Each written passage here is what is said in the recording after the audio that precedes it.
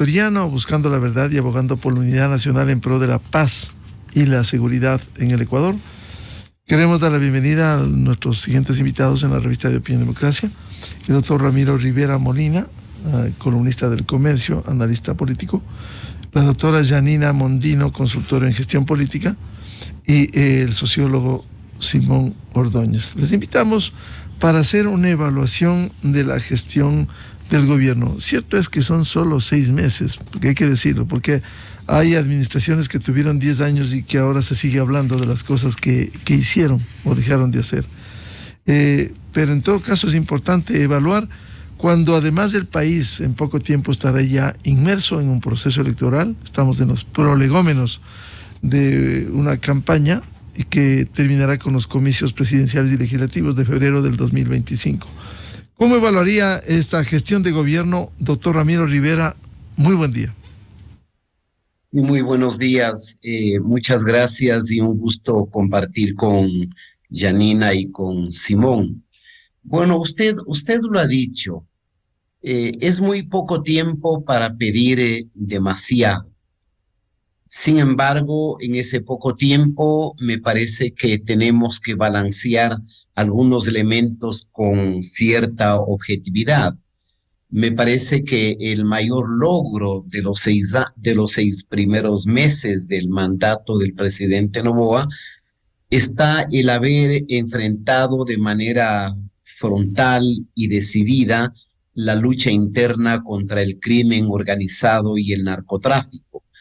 No solamente al declarar a esas agrupaciones como terroristas, sino el conflicto de naturaleza interna. No hay un solo día en que los ecuatorianos no veamos la movilización de las Fuerzas Armadas, sus equipos, sus elementos, dando el combate. No hay un solo día donde no haya droga decomisada, armas, municiones, explosivos. Pero a veces me da la impresión como que los ecuatorianos no tenemos la magnitud, conciencia de la magnitud real del conflicto.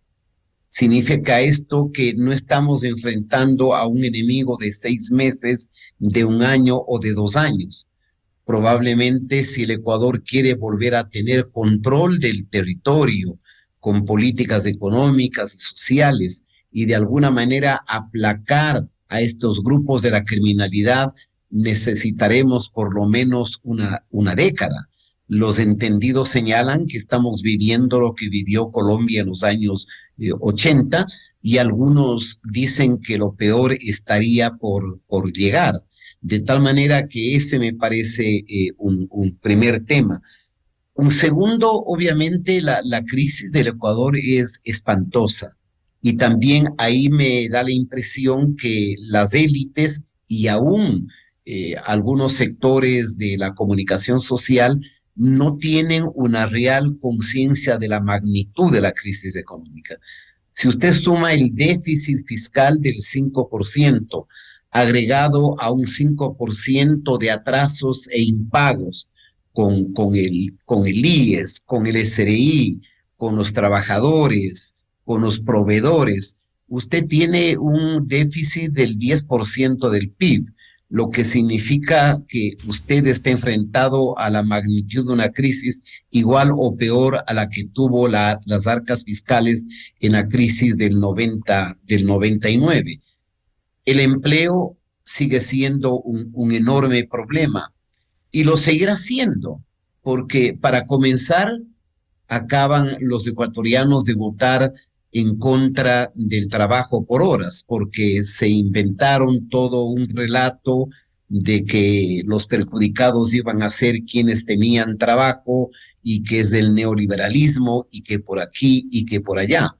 Luego, a pesar de que la Asamblea viabilizó algunos proyectos de ley, todavía usted no tiene en el Ecuador un ambiente de fiabilidad y de confianza para recibir inversión extranjera. Mientras Perú, por ejemplo, en un solo año recibe solo por la minería cerca de 13,000 millones de dólares. Colombia y ese país reciben sobre los 20,000 millones de dólares al año de inversión. El Ecuador no llega a los 400 millones. nos damos cuenta que hay problemas estructurales, que es el déficit, que es la crisis económica, que es el endeudamiento. Parte de esa crisis estructural es la seguridad social, que cualquier momento, digamos, colapsa. El problema energético que lo hemos visto con el estiaje, los problemas de salud, los problemas en el sistema sanitario, etcétera. Sin embargo, creo que hay que tener cierto equilibrio, cierta proporción en calificar estos 6 meses con un saldo, al menos desde mi perspectiva personal, un saldo positivo. Reitero, solemos ser exigentes y creer que los problemas estructurales del Ecuador se van a resolver en pocos meses y en pocos años, cuando son problemas que arrastramos como país décadas y décadas. Bienvenida a la doctora Janina Mondino. ¿Cuál sería su primera evaluación de estos 6 meses de administración? Buen día. Buen día, Miguel. Un saludo cordial a quienes nos acompañan en el panel y en la audiencia. Efectivamente, recojo creo que gran cantidad de la intervención del doctor Ramiro. Inicialmente, yo le sumaría a el combate contra la inseguridad o esta declaratoria del conflicto armado interno, le sumaría otro acierto que creo que fue previo, que es poder recuperar la gobernabilidad de esta especie de coalición de gobierno que se formó en la Asamblea Nacional, que le permitió al presidente en estos 6 meses recuperar algo de equilibrio a nivel político, lo que no logró el expresidente Lasso, y adicionalmente aprobar ciertas leyes que para la narrativa del gobierno, para el discurso del presidente Noboa, creo que fueron fundamentales. Podemos quizás evaluar si han tenido mayor o menor impacto en su aprobación, pero creo que desde lo discursivo funcionaron, y esa gobernabilidad es un punto importante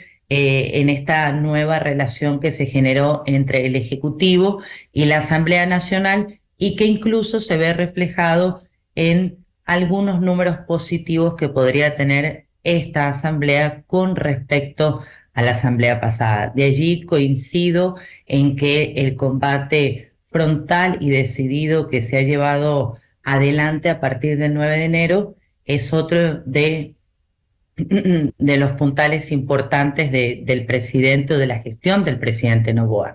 ¿Por qué? Porque a partir del 9 de enero la presencia de policías y militares en las calles le dieron a los ciudadanos la percepción de que se estaba haciendo algo por la seguridad, por la lucha contra el crimen organizado.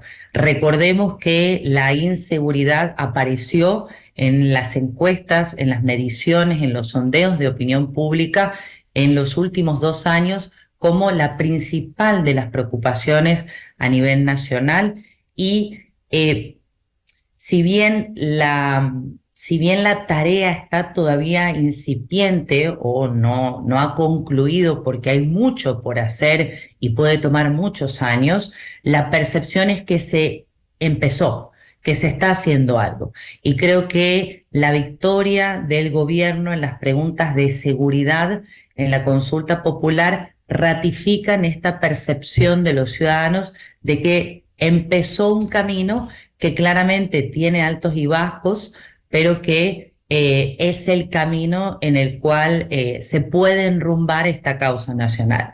Y de allí finalmente yo quisiera agregar otro quizás acierto que me podría dar esta especie de balance positivo que muestran las encuestas o los sondeos de opinión en estos primeros 6 meses, que es la capacidad del presidente Noboa de poder manejar la agenda comunicacional mucho mejor que lo hacía el ex mandatario o el anterior gobierno. ¿Y por qué? Porque el anterior gobierno, el gobierno del expresidente Lasso, tenía una comunicación reactiva, iba quizás por detrás de lo que sucedía, iba de manera todo el tiempo tratando de surfear la coyuntura política y comunicacional. El presidente Noboa con un estilo diferente, con un estilo que quizás para algunos se queda un poco escueto, para otros no. Con este estilo diferente ha sabido manejar e imponer temas en la agenda comunicacional que le han servido para fortalecer o quizás para blindarse de algunos embates que podría tener el gobierno, pensando, como mencionábamos anteriormente, que este Ecuador es un estado absolutamente crisis propenso, que está pasando por un momento muy complicado a nivel económico, por la crisis energética, por la crisis de seguridad. Quizás deberíamos ver un gobierno más desgastado y no lo vemos por esta facilidad o esta ductilidad para posicionar temas en la agenda. Bienvenido a Simón Ordóñez. ¿Cuál sería su evaluación inicial de estos 6 meses de gobierno? Buen día. Buen día, gracias Miguel, un saludo para Janina y Ramiro y igual para toda la audiencia. Bueno, yo coincido parcialmente con lo que han dicho tanto Janina como Ramiro.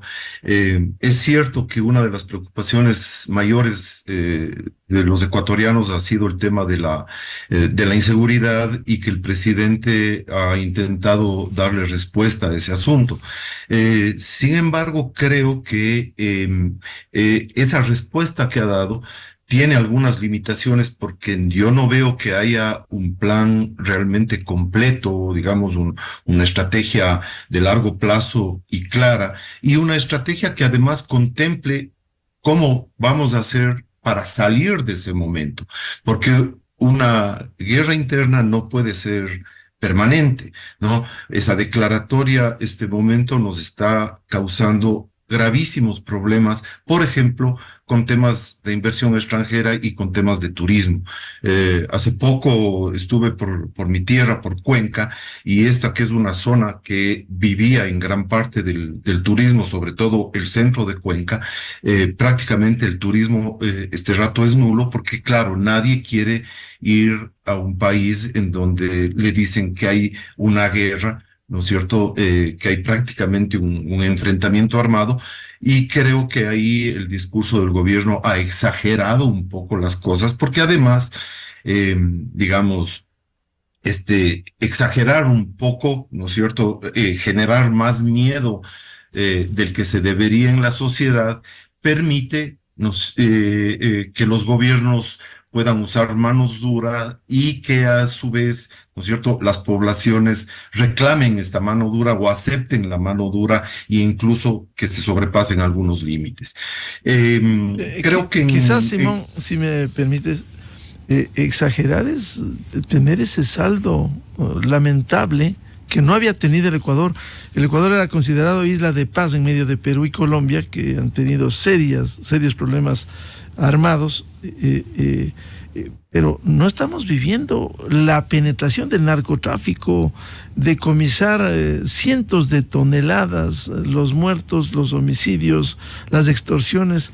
No debiera alarmar a cualquier sociedad, a cualquier estado para enfrentar. No. De hecho, creo que la situación es muy grave, ¿no es cierto? Y fue más grave también, digamos, además con un hecho espectacular que más bien es un hecho propio de las organizaciones terroristas, ¿no es cierto? Espectacularizar algún hecho, como fue el tema de la toma de TC Televisión, ¿no es cierto? Entonces, eso sirvió para que se tomen todas estas medidas. No estoy en contra totalmente de eso, pero quizás sí, de haber declarado un estado de guerra, ¿no es cierto? Sí me parece quizás una medida excesiva, porque podía buscarse algún otro mecanismo legal, ¿no es cierto?, para declarar terroristas a estos grupos, para que se aplique mayor mano dura, pero declarar un estado general de guerra en el país me parece grave.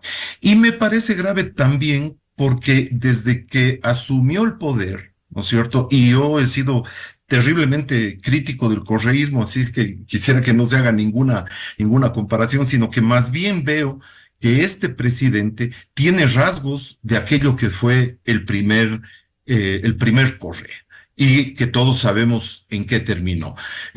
Primero el caso de la vicepresidenta, digamos, donde de forma absolutamente arbitraria e ilegal, más allá de los conflictos internos que hayan podido tener, pero le manda a Israel y después su hijo va a parar por un hecho que puede ser efectivamente un hecho delictivo, pero un hijo de ella va a parar a la cárcel la cárcel más difícil del país, que es a La Roca, ¿no es cierto? Algunas declaraciones de él bastante arbitrarias y me ha preocupado mucho la forma en que el presidente Noboa manejó este último acto de informe a la nación, que fue más bien un acto que muestra ya que está empezando la nueva campaña. Y me parece súper grave porque salieron las noticias, aparte, digamos, de entrar al tema del mensaje, pero por ejemplo, esto de la traída de buses con gente obligada, con sándwiches o con gente a la que le pagan un poco, con servidores públicos obligados, con pancartas del presidente, etcétera, o sea, creando o tratando de crear de nuevo esa forma medio de culto a la personalidad que ya vimos, por ejemplo, en el correísmo, a mí me preocupa mucho y me deja serias dudas de frente a lo que se viene, ¿no?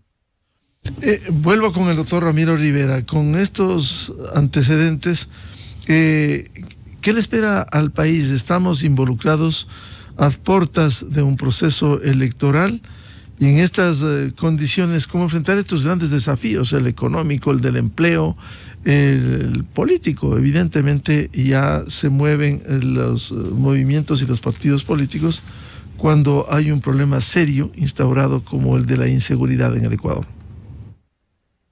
Y bueno, para ir matizando, quisiera retomar dos temas que ya los dijo Janina. El resultado de la consulta popular fue extraordinariamente positivo. Fíjese usted, Miguel, que la primera pregunta que tiene relación con la legitimidad para que los militares tengan una complementariedad con la Policía Nacional en materia de seguridad interna, recibe casi un 73% de adhesión. El señor Correa, en la consulta popular del 2007, donde vendió el ensueño de la segunda refundación de la República y de la nueva constituyente, sacó el 71%. Y el resto de preguntas supera con creces todos los porcentajes que sacó igualmente el señor Correa en la metedura de mano en la justicia en la consulta popular del 2011. Otro hecho me parece relevante del presidente es el no haber permanecido indiferente o complaciente o simplemente observando que Glass se huya, exactamente como sucedió con la señora María de los Ángeles Duarte, que de manera extraña se evaporó de la embajada argentina. Siempre quedaron ahí sospechas de cierta complicidad.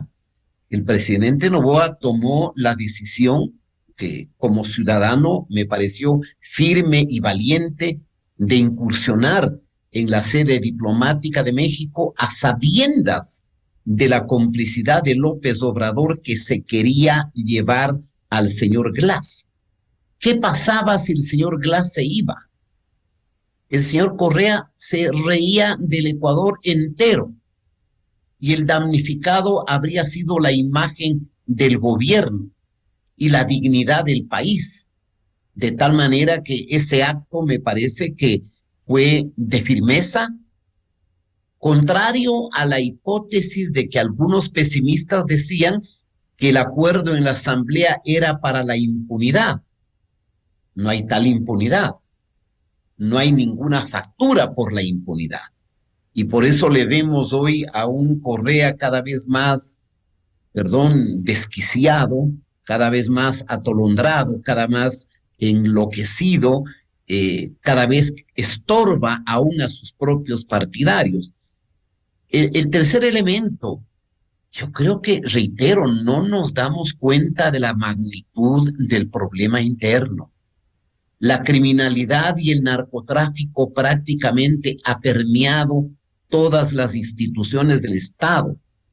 Y aquí hay que reconocer, obviamente, la gestión extraordinariamente valiente y firme de la fiscal Diana Salazar, pero también el compromiso y la ayuda del Ejecutivo a través de la fuerza pública para que se produzcan todos los operativos y todos los allanamientos que se han sucedido. Ahora, sobre el informe presidencial, también me parece que ahí, al menos en algunos segmentos de los colegas del periodismo nacional, he visto cierta visión tradicional, como que estamos acostumbrados todavía al viejo discurso del pasado, a la retórica cansina y cansona de un presidente que habla 1 hora y media y 2 y que muchos se quedan dormidos delante de un televisor. Hoy, para comenzar, más importante que la televisión convencional es lo que tenemos en las manos, es decir, el mundo digital. Y me pareció a mí más bien un informe ágil, sin excesos verbales y con una combinación de tecnología comunicativa que llega a los segmentos de la juventud, a un buen mensaje. Lamentablemente muchos se quedaron en la crítica de la marca de los zapatos o de la peculiaridad del calzado que tenía el presidente, que me parece una superficialidad. Aún para eso se puede tener algunas interpretaciones que pueden ser a lo mejor especulativas o narrativas erráticas, pero un informe presidencial de 28 minutos combinado con videos de algo que había que hacer que la gente vea, que es el compromiso de la institución militar frontal en este conflicto interno, creo que era menester. De cifras ya estamos llenos. De información la gente está repleta, porque a través del mundo digital y de las redes sociales, cualquier ciudadano se entera de la noticia más rápido que un medio de comunicación convencional o tradicional. Y que suele el tema de la movilización, que Simón lo ha hecho ver. Yo le decía a un amigo, recuérdame un presidente desde 1979 que no haya hecho de los informes presidenciales una oportunidad de traer al graderío sus partidarios. Antes, con muy poca participación ciudadana, me acuerdo que se llenaba la galería, digámoslo así, del Congreso Nacional y sus partidarios se movilizaban, porque de alguna manera la política sigue siendo clientelar. El partidario, el jefe del partido en la provincia, el asambleísta, el gobernador, moviliza a sus partidarios. Y la movilización fue realmente, yo no me esperaba una movilización tan grande. No creo que sea justo comparar con lo de Correa. Lo de Correa fue una orgía de abuso. Correa gastaba $500,000 en cada sabatina. Y ahí sí había empleados que tenían que apuntar quiénes asistían y quiénes no asistían. De tal manera que la movilización es parte de la política latinoamericana, el apoyo que debe sentir un liderazgo. Esperemos que eso no vaya a la deriva en el futuro. El problema de la vicepresidenta también tiene que ver con un problema histórico estructural del Ecuador. Y yo diría que la excepción ha sido la armonía. Acordémonos la frase, no sé si fue en los años iniciales de los años 60, cuando José María Velasco Ibarra, en el 4º periodo presidencial, tuvo un confrontamiento con su vicepresidente Carlos Julio Arosemena Monroy, que decía: el vicepresidente es un conspirador a sueldo. Y el sistema jurídico constitucional ecuatoriano fue tan torpe a veces que en el 68 podíamos elegir el presidente de una lista y el vicepresidente de otra lista, que es lo que sucedió. el vicepresidente de Velasco no era su binomio, sino era el candidato de la otra lista, creo que de Andrés F. Córdoba. De tal manera que, ¿qué habría pasado con la vicepresidenta? Es un misterio. Algo pasó para que el jefe de Estado hable de traición y de una persona que no solamente en grabaciones, que cuando fue candidata del movimiento amigo a la alcaldía de Cuenca pronunciaba cosas impertinentes, sino que en la segunda vuelta prácticamente se dedicó a reñir, a confrontar con su propio candidato a la presidencia. Y ese es un elemento perturbador. Eso no le hace bien a la democracia. Quizá hubo un poco de exageración que en el caso Nene, denominado por la Fiscalía, al hijo de la vicepresidenta se le envía la roca. Podía haber permanecido en la cárcel 4, donde permanecen otros presuntos delincuentes. Pero ese es un problema que también perturba la estabilidad democrática del Ecuador. Y ya para terminar, yo diría que es altamente probable que el escenario electoral para el 2025 tenga que repetir lo que podríamos denominar una suerte de bipolarización. ¿Qué significa eso? Que probablemente entre la candidatura a la reelección del presidente Daniel Noboa y la candidatura que formule el correísmo puede sumar de 75 al 80% de los votos válidos. Es más, no sería nada difícil que en este proceso electoral no haya una segunda vuelta, porque el presidente en este momento goza de un nivel de credibilidad de los más altos en Sudamérica, digamos que 58 al 60%, y pongamos como hipótesis que no crezca, que disminuya al 50% al momento del proceso electoral, a pesar de que el ejercicio del poder siempre implica una erosión del mismo y de la credibilidad y de la confiabilidad de los ciudadanos. Pero si el presidente acude a una primera vuelta con una simpatía, una credibilidad, un reconocimiento, una aceptación del 50%, basta que saque el 41% en la primera vuelta y su seguidor no llega al 30%, no habrá segunda vuelta. Yo creo que eso lo sabe Correa, y por eso Correa hoy hace el esfuerzo y le envía sus guiños y sus coqueteos al movimiento indígena al que tanto lo estigmatizó, lo persiguió y lo judicializó. Más allá de eso, yo no veo una tercera opción, aunque en política ecuatoriana 2 o 3 meses son una eternidad. Pero la eventual candidatura social cristiana de Topic está descartada.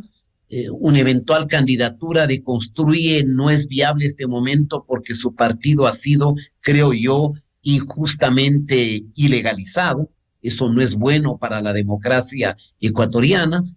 Y salvo que entre las nuevas figuras emergentes logren estructurar un tercer invitado, una tercera opción, que no creo que tenga real posibilidad de pasar a la segunda vuelta, sí en cambio poner alguna porción de representación parlamentaria. Otro elemento positivo desde mi punto de vista es que los últimos meses ha habido un desgrane y un debilitamiento del caudillo, y con esto me refiero al señor Correa. Y si tengo que referirme a él, porque es él el que está presente en la política, el que la perturba, el que participa todos los días, no duerme utilizando las redes sociales para atacar, para descalificar, para insultar, para estigmatizar. Entonces, no es nada difícil que asistamos a un escenario de bipolarización una vez más. Vamos a hablar más adelante del tema de los desafíos electorales, pero quisiera volver con la doctora Janina Mondino. ¿Qué piensa usted de este nuevo estilo del presidente? Efectivamente, como decía el doctor Ramiro Rivera, el país ha estado acostumbrado a hora y media, 2 horas de discurso, de leer la intervención en la Asamblea. Cuando él presentó con imágenes de las tareas que viene cumpliendo el gobierno?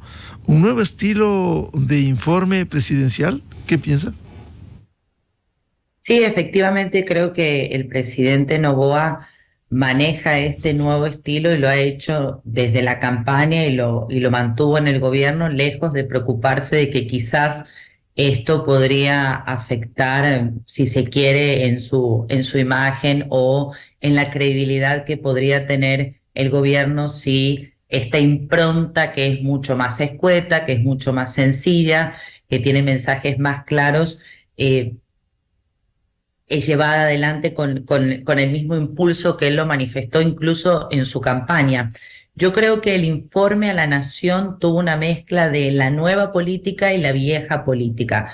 Parte de la vieja política es mostrar, dar estos golpes de efecto, mostrar estas imágenes con multitud, con mucha gente ingresando. Eso es parte de lo que año a año se puede ver de movilización clientelar, si se quiere, o movilización partidaria.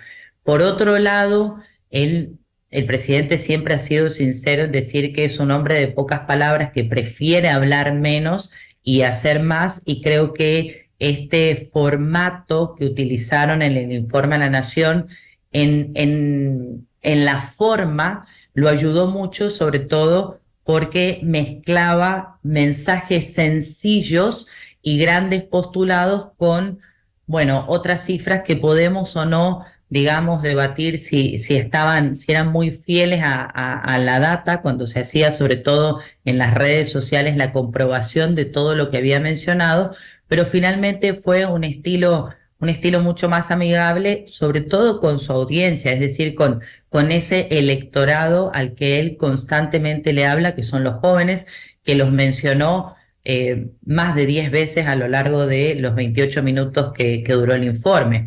Eso por un lado.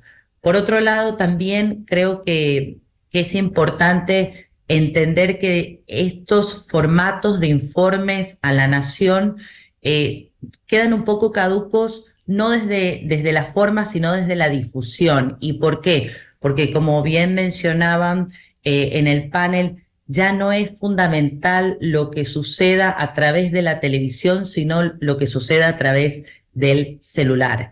Y el post-informe, así como hablamos del debate presidencial y del post-debate presidencial, el post-informe en redes, estas pequeñas cápsulas, estos pequeños videos, lo que sucede en las redes sociales, esa información que posiciona el gobierno o que quiere posicionar la oposición, es lo que finalmente queda en la opinión pública, en la retina ciudadana, en el ciudadano de a pie que toma su celular y se va informando con pequeños extractos de qué fue lo que se dijo en el informe de la Nación. Y ahí creo que la oposición tiene mucha tarea de cara, sobre todo, a la campaña electoral, porque la oposición queda básicamente impregnada del meme, de la discusión banal, de los zapatos, es decir, de nuevo vuelve a imponer la agenda el gobierno y la oposición queda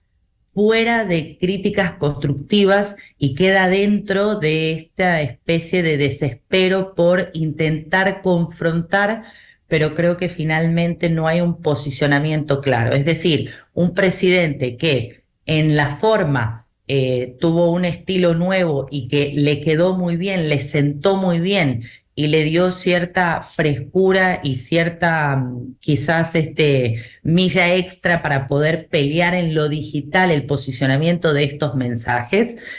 No tuvo una oposición clara que pudo de pronto confrontar con algunas cifras que luego vimos en algunos portales que quizás no eran tan fieles a la realidad. Entonces me parece que ahí hay mucha tarea para la oposición de cara a la campaña electoral de entender este nuevo estilo del gobierno, es decir, del oficialismo, y poder claramente confrontar de una manera más adecuada. ¿Por qué? Porque de cara a la campaña electoral o de cara a las elecciones de 2025, la narrativa oficialista tiene que tener un contrapeso, y ese contrapeso todavía no está claro creo yo, a nivel discursivo y también a nivel de líderes, porque como bien se mencionaba, por ejemplo, Jan Topic ya no está en la papeleta, no hay claridad sobre algunas figuras, vemos a un correísmo que está intentando quizás hacerle un guiño a Leonidas Sisa y a la CONAI, es decir, la oposición está rearmándose mientras vemos un oficialismo que se consolidó en su narrativa de seguridad, en esta causa de la seguridad nacional con la consulta popular y que tuvo un claro inicio de campaña con el informe a la Nación y con esta imagen que intentó posicionar el presidente el 24 de mayo ingresando con esta multitud a la Asamblea. Creo que la oposición está un poco atrasada en la tarea de cara a la elección del 25. Doctora Janina Mondino, ¿y esto qué se refería el doctor Ramiro Rivera, el caso de la vicepresidenta? ¿Cómo solventarlo? Bueno, el caso de la vicepresidenta creo yo que es, esto es una opinión personal, creo que es quizás de lo discursivo o de lo narrativo lo más flojo que maneja el gobierno. ¿Por qué? Porque finalmente no hay claridad sobre qué pasó, ¿sí? Y las últimas declaraciones, sobre todo de algunos voceros del gobierno, muestran que podría incluso, que están buscando la manera de no generar el encargo a la vicepresidenta porque la consideran que es una persona que podría poner en riesgo lo ganado en términos, más allá del gobierno, en términos de país, ¿no? Así lo plantean. Creo que no hay claridad sobre las razones por las cuales la relación Noboa-Abad se fracturó y tampoco hay claridad sobre lo que puede llegar a suceder. Y eso creería yo que va a ser un punto débil, porque si hablamos de la democracia y del fortalecimiento de la institucionalidad, de recuperar la institucionalidad en el país, claramente la transición, no soy abogada constitucionalista, pero de muchísimos criterios que hemos estado escuchando durante estos meses en donde se ha hablado de la transición durante la campaña electoral y del encargo a la vicepresidenta, no hay criterios claros para que otra figura que no sea la vicepresidenta Abad tome el poder durante la licencia que tiene que tener el presidente en caso de ir a la reelección. Por tanto, yo creo que ese es una tarea pendiente desde lo discursivo, claro está, que tiene el gobierno de cara a lo que se viene con las elecciones del 2025. Simón Ordóñez, este nuevo estilo del presidente, ¿cuánto impacta cuando primero no ha sido hora y media, 2 horas de intervención, son 28 minutos, y que ha combinado, segundo, con imágenes de las tareas que viene cumpliendo? Sí, bueno, él tiene una forma peculiar de hacer información, ¿no? Y de relacionarse con sus simpatizantes. Sin embargo, me parece una forma bastante pobre y que termina vaciando un poco la política. Justamente se habla de él como alguien que está innovando, como una forma de comunicación nueva, pero me parece que esa forma vacía la política, y si incluso comparamos con alguien que está haciendo una presidencia que deberíamos incluso verla con más detenimiento, por ejemplo, con Javier Milei, vemos que Javier Milei hace discursos de 1 y 2 horas, ¿no? Que incluso se permite hacer reflexiones bastante profundas y casi clases de economía cuando está en sus mitines, y que la gente le escucha y le escucha con atención. Entonces, digamos, este Milei que aparece tan disruptivo, digamos, dentro de lo que ha sido la cultura populista, ¿no es cierto?, apela justamente a aquello que aparentemente ya salió de moda, digamos, que ya no se podría decir. Incluso, ¿no es cierto?, pedir casi como esta famosa frase de Churchill, ¿no es cierto?, llegar a ganar una elección pidiendo sangre, sudor y lágrimas, ¿no es cierto?, trabajo, esfuerzo, etcétera, y decir, vamos a retirar las políticas populistas y haber ganado con ese discurso, es un tema que debería, digamos, hacernos ruido a todos los que estamos haciendo análisis político, porque vemos que con un discurso absolutamente diferente, repolitizando a la sociedad, ¿no es cierto?, y haciendo un discurso fuerte él ha logrado ganar. Entonces, eso primero para relativizar esa parte. En segundo lugar, digamos, yo creo que es fundamental, ¿no es cierto? Y voy a tomar algo que dijo Ramiro al inicio, cuando pone el ejemplo de la vicepresidenta. Yo creo que lo más grave de eso, ¿no es cierto? Por más que pueda ser una figura molesta, por más que puede haber tenido discrepancias incluso durante la campaña, ¿no es cierto? Creo que el presidente tiene la obligación de respetar la Constitución que juró cuando se posesionó. Es decir, el Estado de Derecho está formado, ¿no es cierto?, precisamente para limitar el poder de quien asume temporalmente, digamos, el poder del Estado, para limitar ese poder y garantizar el derecho de todos los ciudadanos. Entonces, en ese sentido, me parece que el presidente, lamentablemente, no tiene los límites muy claros, que el Estado de Derecho no es una cosa que le importe mucho. Por eso, incluso esto, Janina se refería hace un rato, están buscando una forma, ¿no es cierto?, de que no sea la vicepresidenta la que asuma ahí, cuando la Constitución es clarísima y mandativa en este aspecto. La única persona que le puede reemplazar al presidente es la vicepresidenta. Entonces, entonces me preocupa mucho, ¿no es cierto?, esta escasez de límites que tiene el presidente, ¿no? Escasez de límites que se manifiesta también, por ejemplo, con manipulaciones desde el gobierno para dejar de lado al movimiento Construye, para que no se pueda convertir posiblemente en una fuerza electoral opositora. Por ejemplo, me parece que hay el propio asunto de la Embajada de México, ¿no es cierto? A ver, todos estábamos de acuerdo en que el delincuente Glass debía ir preso, ¿no es cierto? Y que el caudillo que vive en México y que se pasea por otros gobiernos de dudosa conducta, ¿no es cierto?, por otros países con gobiernos de dudosa conducta, también debería en su momento ir preso, ser extraditado, etcétera. Todos estamos de acuerdo con eso, pero si un presidente no encuentra límite en lo que dice el derecho internacional y entra a una embajada, yo me pregunto, ¿cuál es el límite? ¿En dónde se va a detener el presidente? ¿Cuál es la posibilidad de que luego le detengamos ante cualquier arbitrariedad? Porque hay que recordar, ¿no es cierto?, que si bien ese hecho, digamos, es un poco más discutible, el hecho de la captura de Glass en la embajada, lamentablemente no hubo prácticamente ninguna acción del gobierno cuando Glass se refugió ahí, es decir, reclamos permanentes ante los organismos internacionales que se deban poner, digamos, estar hablando todos los días de ese caso, reclamar permanentemente al gobierno de México para que el delincuente que está vacilado ahí sea devuelto.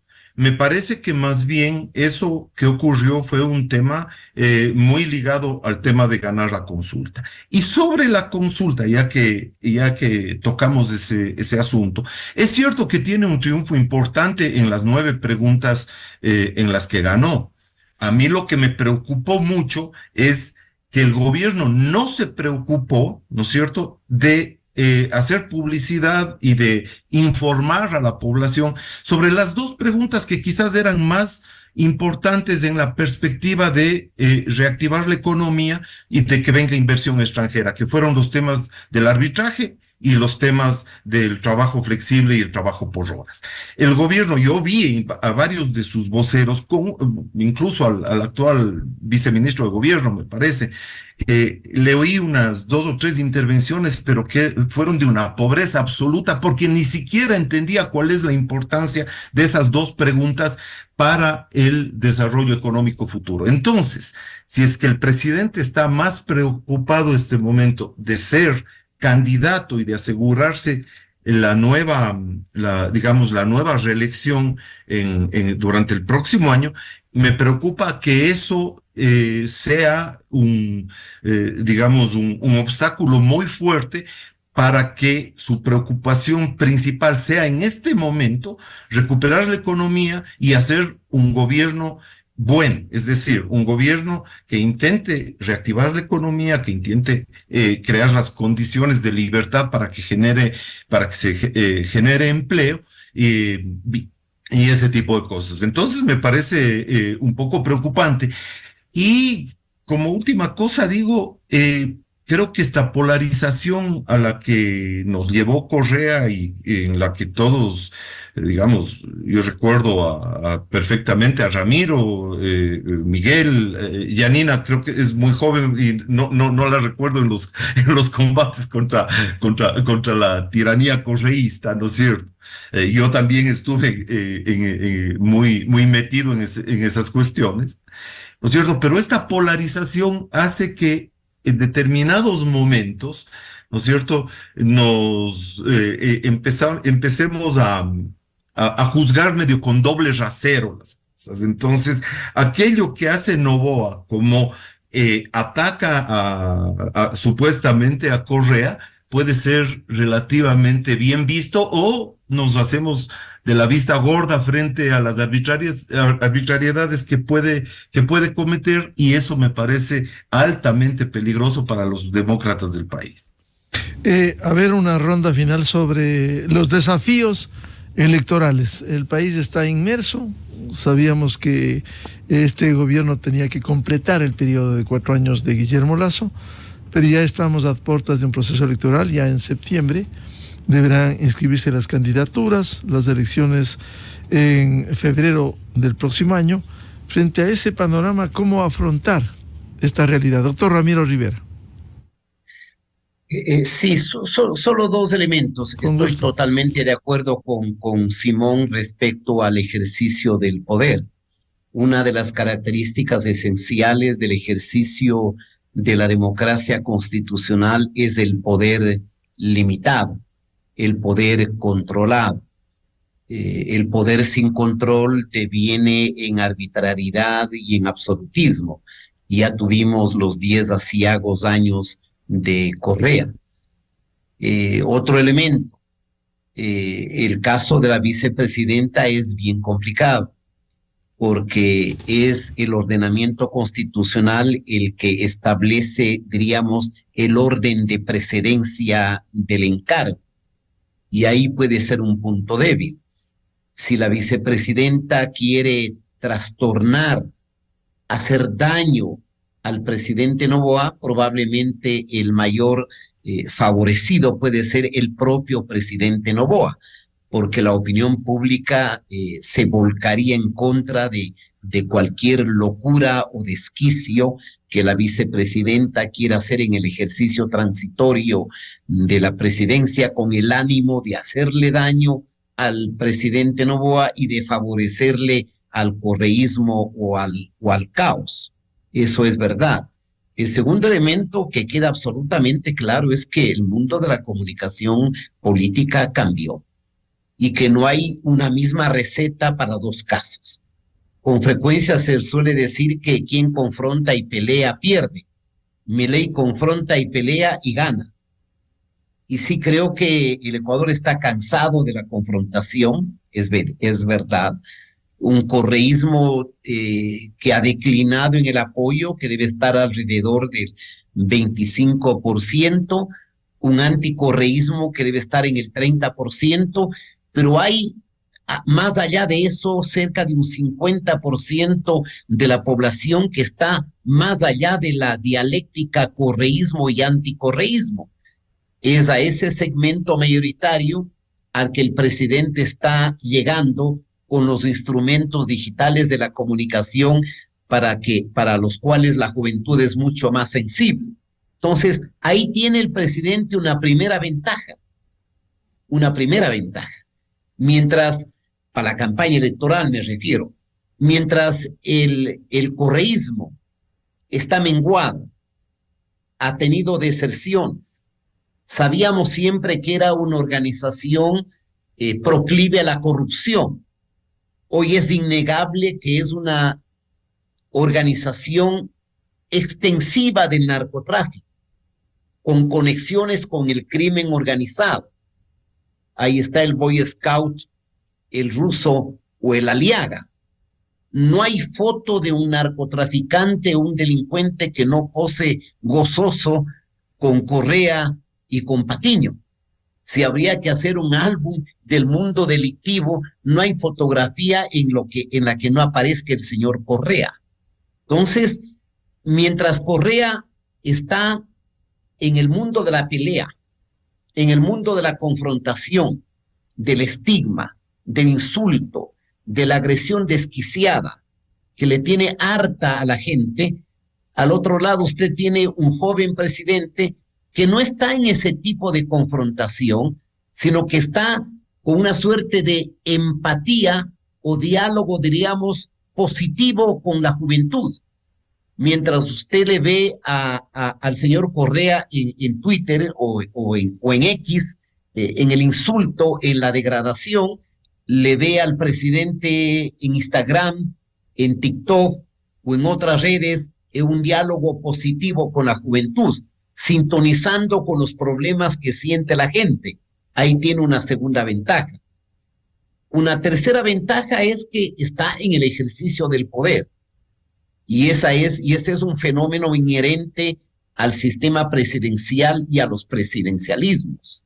Los análisis de los presidencialismos destacan que quien vaya a la reelección desde el ejercicio del poder tiene más instrumentos concretos para favorecerse de una candidatura, porque está en la política social, porque está en el día a día, porque está en actividad, en acción, mientras la oposición está simplemente en la crítica y en la promesa.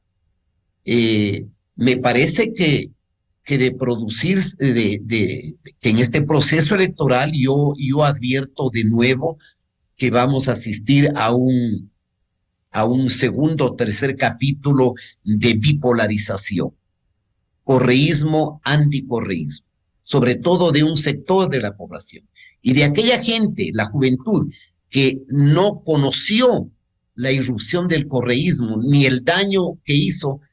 Esa gente quiere una nueva etapa. No quiere cargar sobre sus espaldas las viejas cuentas de la vieja política. Quiere respuestas ágiles, quiere un nuevo lenguaje, una nueva forma de entender la política. Yo voy a poner solamente dos ejemplos de lo importante que son los nuevos instrumentos de la comunicación. El presidente no tuvo que hacer un discurso rimbombante para decir voy a vetar la ley. Fue suficiente un TikTok de menos de 30 minutos donde un asistente le hace ver lo que ha aprobado la asamblea y el presidente dice veto y nada más. O como el presidente, sin pronunciar una sola palabra, se pronuncia sobre el rechazo de la Corte Internacional de Justicia a las medidas cautelares que de manera exagerada le había pedido AMLO. Porque el que rompe las normas del derecho internacional público primero es el gobierno mexicano, porque el artículo 3 de la ley de asilo es absolutamente claro. Al tratarse de un delincuente, la embajadora tenía que invitarle que el delincuente abandone su legación diplomática y si no lo hacía, tenía que entregarle a las autoridades ecuatorianas y no lo procedieron de esa manera. Entonces, yo veo una polarización en el futuro, ¿no es cierto? Paradójicamente, el que eventualmente va a sepultarle al correísmo es el presidente Noboa, a quien le atribuían cierta complicidad por una supuesta alianza o acuerdo de gobernabilidad que algunos le achacaban por la impunidad. Veo una dispersión en los otros sectores, porque ¿a quién tiene usted? Tiene figuras como María Paula Romo, que no tiene su propio partido, reitero, ilegalizado de manera ilegal, si cabe la expresión, eso es muy malo para la democracia, Otto Sonnenhösler tendrá posibilidad de postularse una vez más luego de cierto fracaso que tuvo en la elección pasada. Probablemente lo va a pensar 2 o 3 veces más. Tiene usted una nueva generación de relevo de ellos, a los que se suma Henry Cucalón, a los que se suma, creo, esta joven Andrea González, y un vacío de representación y de presencia política de Quito. Quito es la capital política sin política. La única figura que yo veo es la de Juan Carlos Holguín. Henry Cucalón se atreverá a ser candidato de Creo cuando no solamente su organización política es absolutamente débil, sino además tiene una tarjeta amarilla y, según dicen el presidente Lasso, se considera como nuevo candidato. Lo dudo. El señor Correa va a hacer todo lo posible para evitar una candidatura de Pachacuti, va a ceder lo que tenga que ceder, porque si Pachacuti va con una candidatura del señor Issa no le conviene, va a ser contado. Un candidato primigeniamente indígena nunca pasó del 3%, porque la candidatura de Yacu Pérez en el 21 fue una candidatura más bien de la nueva ola de la juventud, del ecologismo, del agua, de la conciliación, de una política de centro. Una candidatura de señor Issa será una candidatura radical, ¿no es cierto?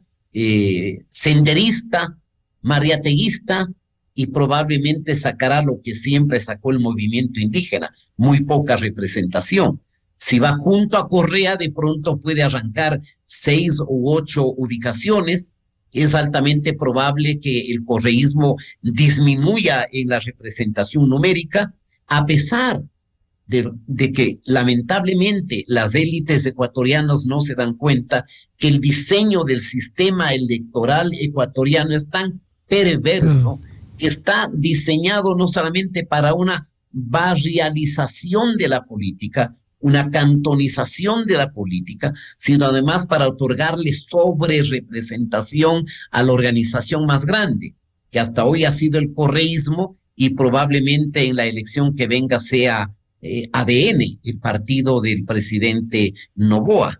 Entonces no veo todavía claro el panorama. Lo que sí es altamente probable que a lo mejor Noboa quede primero en la primera vuelta, el correísmo vaya segundo en la primera vuelta, o a lo mejor no descartemos de que no haya segunda vuelta.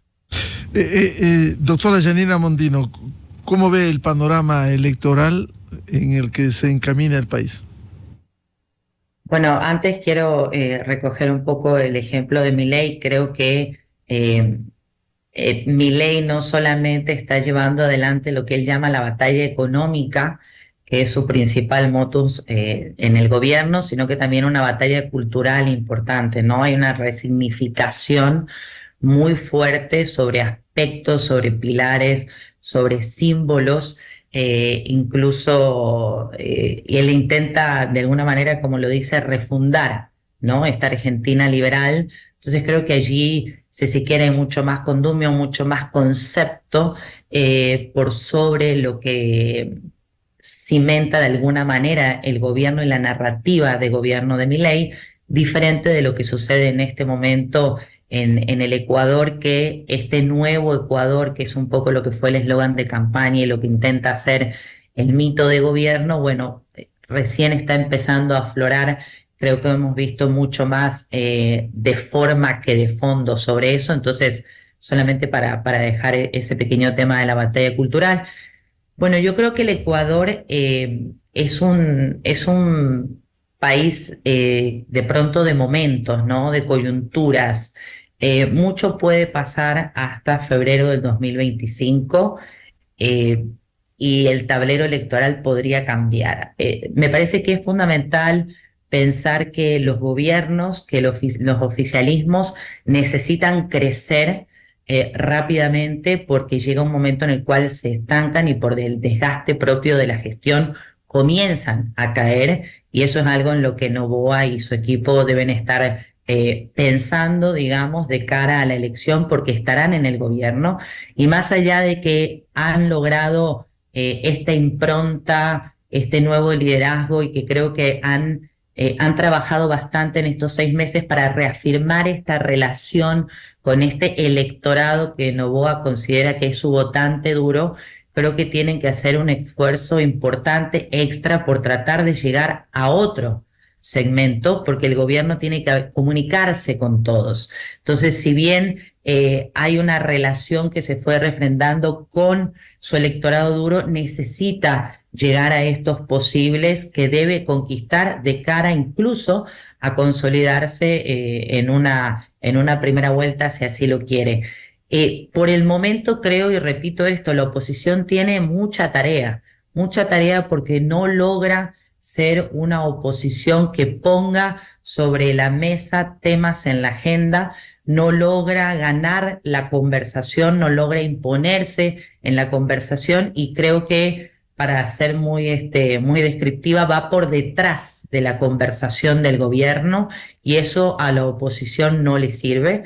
Creo que la oposición está desconectada de la conversación ciudadana, porque está involucrada en muchos temas. Si lo pensamos desde el correísmo puntualmente, problemas hacia la interna y problemas externos en los escándalos en los que se encuentra vinculados, y hacia la interna incluso por la fuga de algunos posibles perfiles que podrían quizás de cara al 25 haber sido importantes figuras para la elección.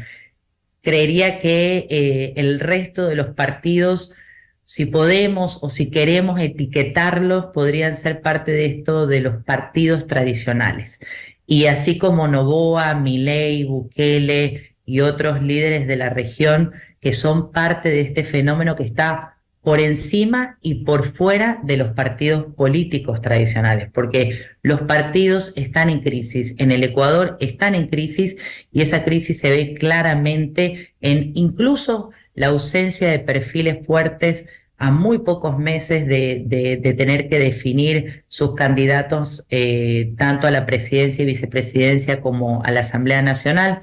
Hay una ausencia de perfiles y por tanto se ve claramente esa crisis de los partidos políticos en el Ecuador, y que también es propia de la región, y por eso estos nuevos líderes que van emergiendo tienen estos discursos que quizás calan en este sector del electorado que está por fuera de la polarización correísmo, anticorreísmo, pero que también está dentro del clivaje de lo nuevo y lo viejo. Es decir, este electorado que está buscando algo diferente, este electorado que está decepcionado de los políticos tradicionales, de los gobiernos pasados, y que quizás busca mensajes más sencillos, mensajes más simples, y que está buscando solución a los problemas que vive el Ecuador. Simón Ordóñez, ¿cómo ve el panorama electoral cuando se proyecta como ha analizado Ramiro Rivera y Janina Mondino? Bueno, coincido, ahora sí coincido casi totalmente con todo lo que lo que han dicho Ramiro y Janina, ¿no? Si vemos este rato el panorama, ¿no es cierto? Creo que lo que decía Ramiro es totalmente real. Lo más probable, digamos, es que nuevamente haya digamos, que por un lado el presidente y su grupo con ADN, ¿no es cierto?, pase a la segunda vuelta o incluso gane en primera vuelta. Por otro lado, sin duda, el correísmo sigue siendo la primera fuerza electoral del país. Creo que posiblemente todo el caso Metástasis, el caso Purga, etcétera, todo esto que ha pasado últimamente le debe haber afectado, pero seguramente en un porcentaje muy pequeño, porque hay siempre, digamos, esta idea, todos tenemos un poco esto que decía David Hume, ¿no es cierto? La razón es esclava de las pasiones y es digamos, su esclava y su sirviente, ¿no es cierto? Entonces, por más que recibamos una cantidad de información, de hechos, etcétera, nuestra cabeza funciona para justificar aquello en lo que ya creemos. Entonces, este caso también es muy parecido a esto que los psicólogos cognitivos y los psicólogos evolutivos llaman el sesgo de confirmación, ¿no? Entonces, me parece que las dos fuerzas son las que claramente tienen mayores posibilidades en este momento. Ahora, por el tipo de comportamiento que tienen los pueblos y en especial el pueblo ecuatoriano, ¿no es cierto? Creo que nada está dicho todavía, ¿no es cierto?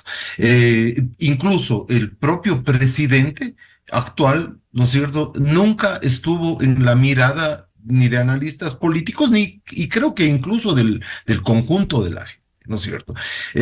Seguramente, ni siquiera él mismo entiendo que pensó que podía ser presidente. Seguramente él estaba haciendo un intento, iba a participar, esperando tener algún nivel de exposición pública, etcétera, para una futura elección que me imagino lo estaría pensando para el 2029, ¿no? Y lo mismo pasó con el propio Rafael Correa. Me acuerdo en ese tiempo se hablaba de que prácticamente León Roldós en ese tiempo era el candidato más fuerte.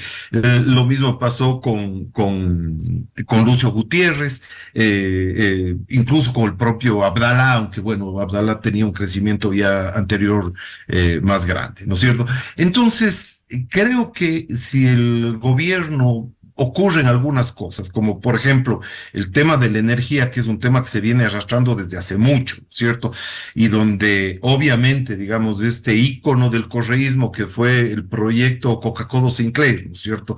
En donde lo único que vemos es que se hizo mal y se hizo con sobreprecios y se robaron la plata, ¿no es cierto? Porque eso es básicamente lo que demuestra ese proyecto, y que ahora está generando esta crisis enorme de energía. Pero si se da, por ejemplo, nuevos apagones en una coyuntura fuerte, apagones que pongan en riesgo, digamos, a las empresas, a las actividades productivas, si sobre eso se puede dar algún tipo de repunte de violencia, o sea, cualquier hecho, ¿no es cierto? Esta idea de los cisnes negros que hay, cualquier hecho que se produzca, ¿no es cierto?, podría terminar minando, digamos, esta popularidad del gobierno y creando el espacio para que emerja, y a veces en poco tiempo, ¿no es cierto? Porque Noboa emergió, digamos, su crecimiento fue en 2 semanas, a partir de un debate. Hasta el día del debate él estaba, creo que, disputándose el último puesto, y a partir del debate va posicionando su figura. Hay que recordar también que hubo ese hecho excepcional, que es el asesinato de Fernando Villavicencio, ¿no es cierto?, que puede haber movido mucho las sensibilidades del país. Entonces aparece Noboa y gana la elección. Entonces yo creo que está abierto. Creo que realmente la única fuerza, porque esa sí es una fuerza consolidada, que seguramente estará en segunda vuelta, es nuevamente y lamentablemente el correísmo. Bien, muchas gracias por estas reflexiones para hablar sobre los 6 meses de administración del gobierno y las perspectivas electorales, al doctor Ramiro Rivera, a la doctora Janina Mondino y al sociólogo Simón Ordóñez. Muy gentiles, muy amables. Gracias, buenos días. Gracias, saludos a todos. Enseguida, en la revista de Opinión Democracia. 8:30 minutos en el territorio continental ecuatoriano. Vamos a una pausa publicitaria y ya volvemos. Tenemos previsto un diálogo aquí en la revista de Opinión Democracia con la internacionalista y académica en Canadá, la ecuatoriana doctora Grace Jaramillo. La política internacional, y como hubo un evento aquí en la Universidad Andina Simón Bolívar, ¿qué pasa en el mundo? Vamos a analizar de inmediato. Desde 1984 con Gonzalo Rosero. La revista de Opinión Democracia. Siempre líderes, siempre confiables. Enseguida regresa Miguel Rivadeneira a la búsqueda de la verdad.